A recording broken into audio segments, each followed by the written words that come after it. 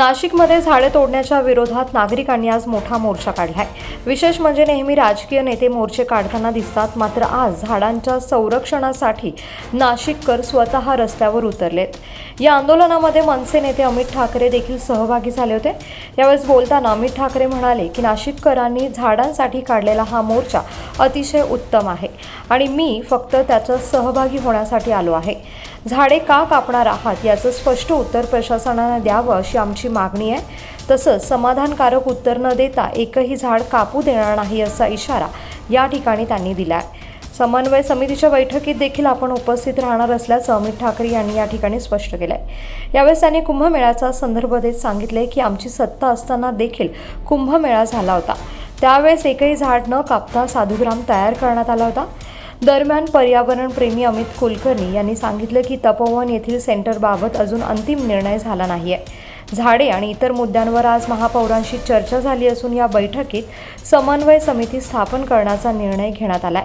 या समितीच्या माध्यमातून पुढील बैठका होणार आहेत, मात्र पुढील आठवड्यात बैठक झाली नाही तर पुन्हा एकदा तीव्र आंदोलन छेडण्यात येईल असा इशारा या ठिकाणी पर्यावरणप्रेमींनी दिला आहे। पहिलं तर हा नाशिककरांचा खूप उत्तम त्यांचा मोर्चावर निघाला आणि राजकारणी दरवेळेला पुढे मोर्चे काढतात, पण लोक रस्त्यावर येऊन मोर्चे काढताना खूप कमी दिसतात। त्याच्यामुळे मला ऍक्च्युली नाशिककरांचा अभिमान आहे की झाडांसाठी त्यांनी एवढ्या मोठ्या प्रमाणात त्यांनी मोर्चा काढला। त्याच्यामुळे नेतृत्व खरं त्यांचं आहे। आम्ही त्यांना त्या नेतृत्वात सहभाग घेतलाय, त्या मोर्चात सहभाग घेतलाय आणि मी पाठिंबा द्यायला आलो। पण खरंच उत्तम काम करतात आणि मला वाटतं जे मुद्दे मांडले महापौरांसमोर ते मला वाटतं तुम्हाला हेच सांगतील। पुढे काय झालंय मी तुम्हाला सांगतो, पण मुद्दे काय मांडले हे पहिलं ऐकणं महत्वाचं का। आज मान्य महापौर आणि उपमहापौर यांच्यावर आमची सर्व पर्यावरणाची चर्चा झाली।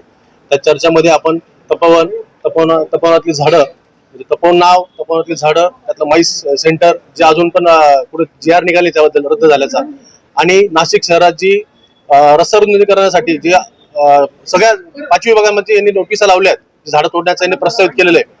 त्याचप्रमाणे गोदावरी नदीचं प्रदूषण, काँक्रिटीकरण या सर्व मुद्द्यांवर त्यांची चर्चा आली।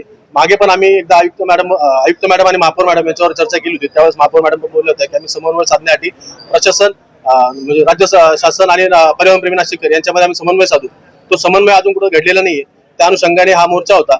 या मोर्चामध्ये त्यांनी आता आम्हाला परत एकदा आश्वासन दिलं की तुम्ही एक समन्वय समिती म्हणून आपण पर्यावरणप्रेमीची 10-12 नावं असतील आणि काही प्रशासनाचं नाव असेल, त्या अनुषंगाने आज संध्याकाळपर्यंत आम्ही ते नावं द्यायचे आहेत आणि पुढच्या 2-3 दिवसात सोमवार मंगळवारी ती प्रशासन आणि पर्यावरणप्रेमी यांची एक समन्वय मीटिंग करणार आहेत आणि त्या मीटिंगमध्ये जी प्रस्तावित वृक्षतोड आहे किंवा तपोवनाचा जो विषय माई सेंटर आहे या सर्वांवर चर्चा करायची आणि जर ही समन्वय बैठक जर पुढच्या हप्त्यामध्ये नाही झाली तर पर्यावरणप्रेमींतर्फे पुन्हा एकदा नाशिक महानगरपालिका असेल प्रशासनाविरोधात यापेक्षाही उग्र आम्ही आंदोलन करू आणि याचा वेळोवेळी पाठपुरावा करू आणि यांच्या जोपर्यंत आमच्या मागण्या आम्हाला जोपर्यंत पूर्ण होत नाही, आम्हाला आमच्या प्रश्नांना उत्तर मिळत नाही, तोपर्यंत आम्ही हे आंदोलन असंच चालू ठेवू।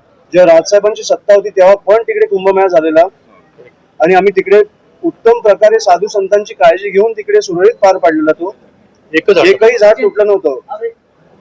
त्याच्यामुळे मला वाटतं की जर इच्छाशक्ती असेल तर आपण हे करू शकतो आणि जर इच्छाशक्ती नसेल, जर तुम्हाला कोणाच्या तरी घशात घालायची असेल ती जमीन कुंभमेळा झाल्यावर, तर मला वाटतं काय होतं हे तुमच्या समोर आहे।